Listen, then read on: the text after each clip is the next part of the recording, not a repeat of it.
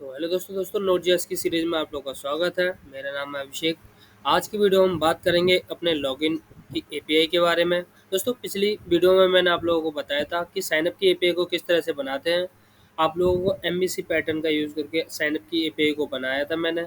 अगर आप लोगों ने ये वीडियो नहीं देखी है तो मैं आप लोग को रिकमेंड करूँगा सबसे पहले आप लोग इस वीडियो को ज़रूर देखें, जिससे कि आप लोगों को एक आइडिया हो जाएगी किस तरह से हम साइनअप की एपीआई को बनाते हैं। और आप लोगों को कोड और डायरेक्टरी स्ट्रक्चर के बारे में आप लोगों को इसमें पता चल जाएगा दोस्तों। तो चलिए इस वीडियो में हम बात करते हैं कि किस तरह से अपनी लॉगिन की एपीआई को बनाएंगे, और आप लोगों को ए टू जेड इस वीडियो में आप लोगों को बताऊंगा। चलिए स्टार्ट करते हैं। और दोस्तों अभी तक आप लोग मेरे चैनल को सब्सक्राइब नहीं किया है तो प्लीज़ सब्सक्राइब जरूर कर लें। चलिए स्टार्ट करते हैं।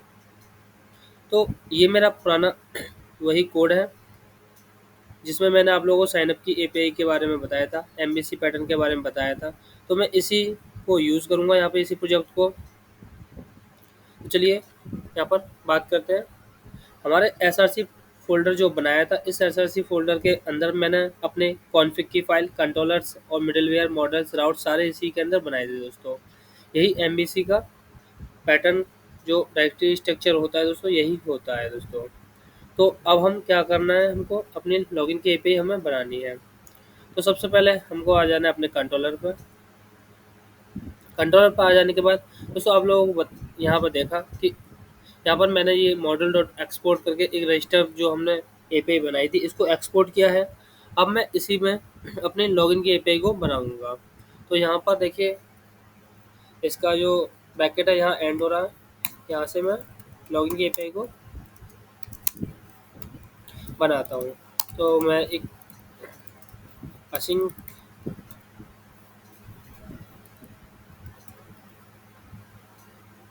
एसिंक्रोनस फंक्शन लेता हूँ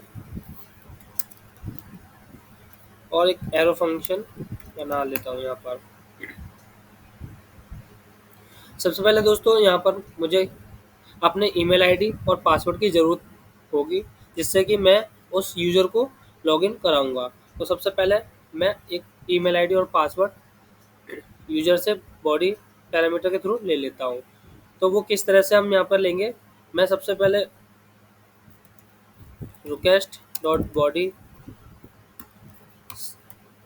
बॉडी से जो भी बॉडी में वैल्यू आएगी मेरी, उससे वैल्यू को निकाल लूँगा। और मैं यहाँ पर डिस्ट्रक्चरिंग का कॉन्सेप्ट यूज करूँगा। अगर आप लोगों ने डिस्ट्रक्चरिंग नहीं पढ़ा है दोस्तों जावास्क्रिप्ट में, तो प्लीज़ जावास्क्रिप्ट के पहले डिस्ट्रक्चरिंग के कॉन्सेप्ट को पढ़ लें। यहाँ पर मैं जावास्क्रिप्ट का जो डिस्ट्रक्चरिंग कॉन्सेप्ट है उसका यूज़ कर रहा हूँ। यहाँ पर मैं ईमेल आईडी और पासवर्ड को ले लेता हूँ बॉडी से। और उसके बाद मुझे करना क्या है, सबसे पहले मैं चेक करूँगा कि ये ईमेल आईडी जो है बॉडी पैरामीटर में आ रही है, ये यूज़र एग्जिस्ट करता है हमारे डेटाबेस में कि नहीं करता है। तो सबसे पहले मैं इसको चेक करूँगा, check this user in DB. Okay. तो उसके लिए मैं अपना मॉडल यूज़ करता हूँ, यहाँ पर यूज़र मॉडल, और यहाँ पर फाइंड वन जो हमारा मेथड है उसका यूज़ करता हूँ। ईमेल को पास किया यहाँ पर मैंने, और इसके आगे मुझे अवेट लगाना होगा दोस्तों, अवेट। और उसको मैं एक वेरिएबल में स्टोर कर लेता हूँ, यूज़र नाम के वेरिएबल में। तो यहाँ पर मैंने क्या किया कि सबसे पहले मैं इस ईमेल आईडी के थ्रू इस यूज़र को चेक करूँगा अपने डेटाबेस में कि ये यूज़र एग्जिस्ट करता है कि नहीं करता है। अगर ये यूज़र एग्जिस्ट करता नहीं है तो यहाँ पर मैं कंडीशन लगाता हूँ इफ़ की कि यूज़र नॉट एग्जिस्ट। तो यहाँ पर मैं रिटर्न करा देता हूँ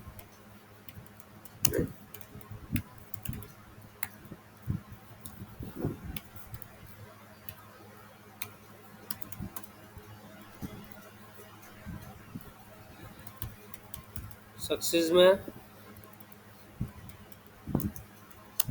फॉल्स, और मैसेज में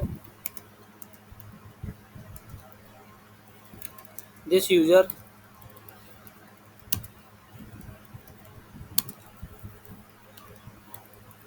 नॉट एग्जिस्ट।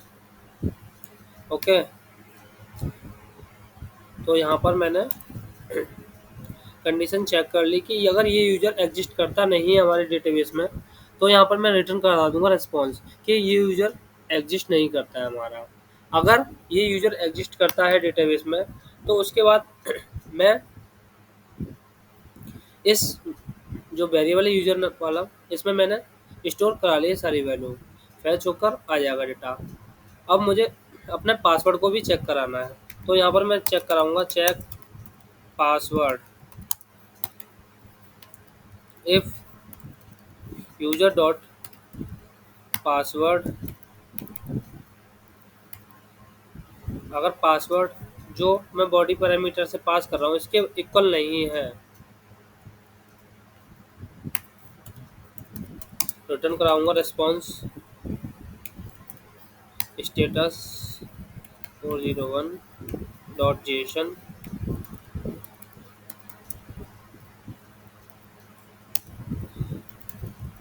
सक्सेस में फॉल्स, और यहाँ पर मैसेज में रिटर्न कराऊंगा दोस्तों कि पासवर्ड आर नॉट मैच।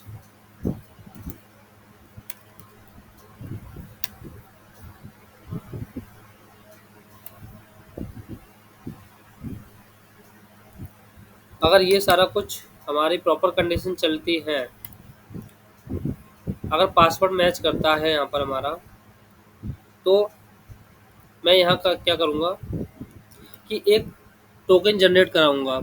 तो टोकन जनरेट कराने के लिए हमारे पास एक npm का पैकेज होता है, JWT टोकन जो जनरेट कराएंगे उसका हमारे पास एक पैकेज होता है, तो उस पैकेज को हम यहाँ पर यूज करेंगे npm JWT Jason web token. तो यहाँ पर अगर आप लोग आएंगे npm, तो यहाँ पर आप लोग देखेंगे npm, सबसे पहले आप लोगों को इससे इंस्टॉल करना पड़ेगा। तो यहाँ पर मैं इसको कर लेता हूँ फर्स्ट ऑफ ऑल कॉपी, और टर्मिनल को एक बार ओपन कर लेता हूँ और मैं इसको इंस्टॉल कर लेता हूँ। तो अगर आप लोग पैकेज डॉट जेसन में जाकर चेक करेंगे यहाँ पर, तो देखिए यहाँ पर जेसन वेब टोकन आपका इंस्टॉल हो चुका है। अब उसके बाद इसे यूज कैसे करना है, सबसे पहले आपको इसको इंपोर्ट करना पड़ेगा यहाँ टॉप पर। तो मैं यहाँ पर इसको इंपोर्ट कर लेता हूँ सबसे पहले, कॉस्ट JWT रिक्वायर,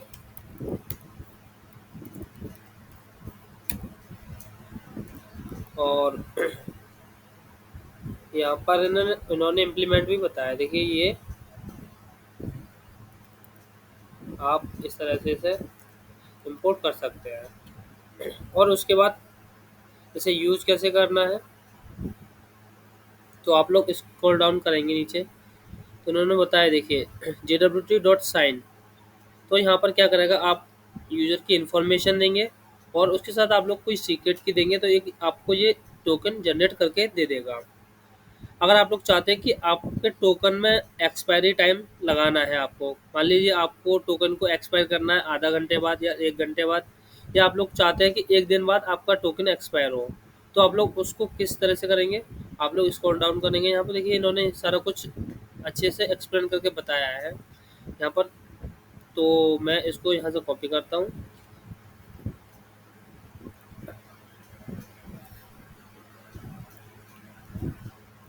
और यहाँ कॉपी करता हूँ। तो देखिए यहाँ पर क्या किया है इन्होंने, डेटा में मैं यहाँ पर अपना यूजर जो फैच किया है उसकी आईडी को डाल लेता हूँ, और सीक्रेट की मैं यहाँ पर सीक्रेट की दे देता हूँ एक रैंडम की,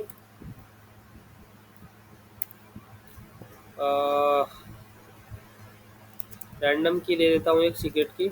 और यहाँ पर एक्सपायरी टाइम 1 आवर है, इसका मतलब है कि आपका जो टोकन जनरेट होगा वो 1 घंटे के लिए वैलिड होगा। तो यहाँ पर इसको मैं टोकन को एक बार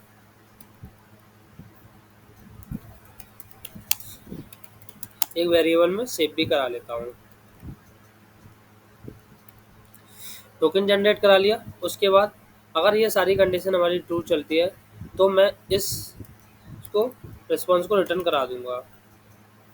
रिटर्न रेस्पॉन्स डॉट स्टेटस और 2001 जेसन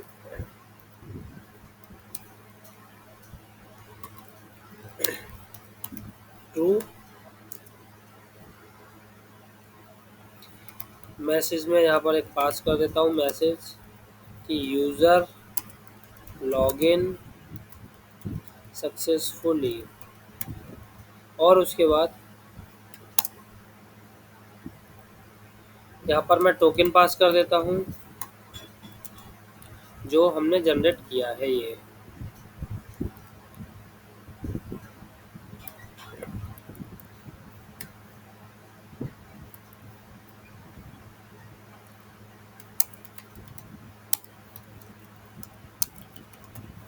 और उसके बाद जो भी हमारी यूज़र की इन्फॉर्मेशन है एक बार उसको भी पास कर देता हूँ मैं डेटा में, डेटा नाम के वेरिएबल में।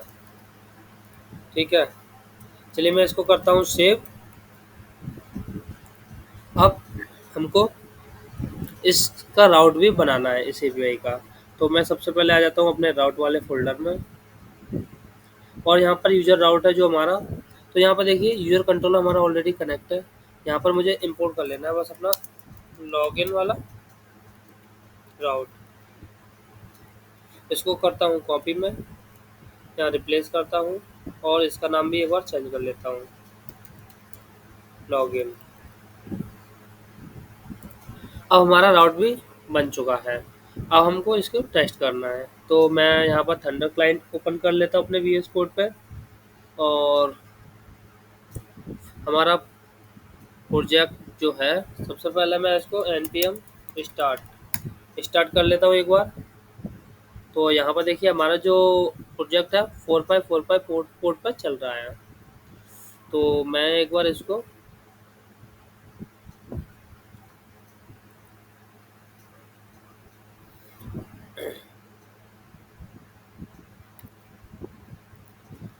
ये हमारा राउट जो है 4545 पोर्ट पर चल रहा है दोस्तों। और उसके बाद API/v1 auth login, ये राउट हमारा किस तरह से बना है एक बार आपको मैं बता देता हूँ। सबसे पहले आप लोग अगर इस पर index.js पे आएंगे तो यहाँ पर देखेंगे कि API/v1 ये पाथ है हमारा। तो यहाँ पर हमने लिया API/v1। उसके बाद आप रूट राउट पर जाएंगे तो रूट राउट पर देखेंगे यहाँ पर ऑथ है, और ऑथ के बाद है हमारा लॉगिन। तो वही हमारा ये पूरा पाथ है इसका लॉगिन एपीआई का। चलिए मैं यहाँ पर पास करता हूँ बॉडी में पैरामीटर अपने ईमेल आईडी और पासवर्ड। ईमेल आईडी और पासवर्ड। ईमेल आईडी है, एक बार मैं चेक कर लेता हूँ अपने डीबीएमएस डेटाबेस में क्या हमारा क्या डेटा सेव है। यहाँ देखिए यहाँ पर हमारी ईमेल आईडी सेव है और पासवर्ड सेव है। यहाँ पर ईमेल आईडी है abhi@gmail.com। तो मैं एक बार इसे कॉपी कर लेता हूँ,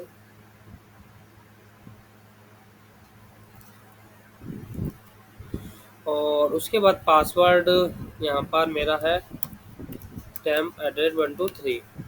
तो सबसे पहले मैं इस ईमेल आईडी को थोड़ा रॉन्ग करता हूँ और चेक करता हूँ अपनी कंडीशन हमारी प्रॉपर चल रही है या नहीं। मैं एक बार सेंड करता हूँ तो देखिए दिस यूजर नॉट एग्जिस्ट, इसका मतलब हमारी ये कंडीशन हमने यहाँ पे ये लगाई है, चेक किया है कि ये ईमेल आईडी एग्जिस्ट करती है डेटाबेस में कि नहीं। तो ये प्रॉपर चल रहा है हमारा। चलिए मैं एक बार ईमेल आईडी को सही करता हूँ अपना .com, और पासवर्ड को कर देता हूँ चेंज। तो देखिए पासवर्ड आर नॉट मैच यहाँ पर आ रहा है। अब मैं पासवर्ड को करता हूँ सेंड। जैसे ही मैं सेंड करता हूँ तो यहाँ पर हमारा रेस्पॉन्स प्रॉपर रिटर्न होके आने लगा है। देखिए सक्सेस में ट्रू आ चुका है, मैसेज में यूजर लॉगिन सक्सेसफुली, और टोकन हमने जो भी जनरेट किया था JWT की हेल्प से, तो यहाँ पर हमारा टोकन भी जनरेट हो चुका है दोस्तों। और उसके बाद हमारा जो यूजर की इंफॉर्मेशन थी वो हमारे डेटा वाले वेरिएबल में रिटर्न होकर आ गई है। तो दोस्तों इस तरह से हम अपनी लॉगिन की एपीआई को बना सकते हैं। अगर आप लोगों को कहीं भी कुछ भी चीज़ समझ में नहीं आई हो तो आप लोग वीडियो को स्टॉप स्लो मोड में देख सकते हैं। और आप लोगों को कहीं भी कुछ भी प्रॉब्लम आए तो आप लोग कमेंट बॉक्स में कमेंट करके मुझसे पूछ सकते हैं। मैं लिंक्डइन का यूआरएल भी आप लोगों को दे दूंगा अपना, तो आप लोग लिंक्डइन पर भी मुझसे कनेक्ट हो सकते हैं। आप लोग डायरेक्ट मैसेज करके मुझसे कोई भी प्रॉब्लम पूछ सकते हैं। चलिए मिलते हैं नेक्स्ट वीडियो में, तब तक के लिए धन्यवाद।